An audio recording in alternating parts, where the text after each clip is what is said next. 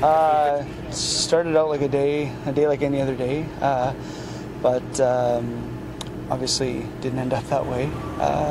We picked up the majority of the passengers at Fallowfield Station here. As we were making our way towards the crossing, I noticed the train coming, which wasn't unusual. You typically see the train either at a distance, stopping to allow it to cross, or at the station. I saw the train. I realized as well that the bus wasn't slowing down, but didn't compute right away that we were actually going to hit the train until people started to react. It was at that point that I realized we were actually going to hit the train. Once people started to react, I felt the train, or I felt the bus brake, which brought me slightly out of my seat, and then the impact of the train about a second later brought me up the rest of the way. As I was coming off the bus, I noticed immediately that there was a gentleman that was pinned under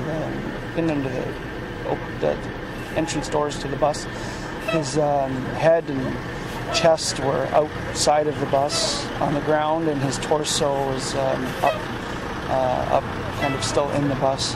One of the gentlemen had already been kind of holding him and trying to keep him conscious and responsive, and I just wanted to do what I could to help this gentleman, and myself and a couple other people, either bystanders or other passengers, lifted the door off of him held the door off of him so he didn't incur any further injury until emergency crews arrived, which, kudos to them, was extremely quickly. They took control of the scene very quickly, were able to triage and prioritize patients very quickly, and kudos goes to them, because I think it could have been much worse had the response time not been as quick. How did you sleep last night? I actually slept really well, because I knew I was one of the lucky ones, and I knew I had my family close by. I had my 3-year-old daughter and my wife close by, and I was able to sleep well knowing that I was home with them.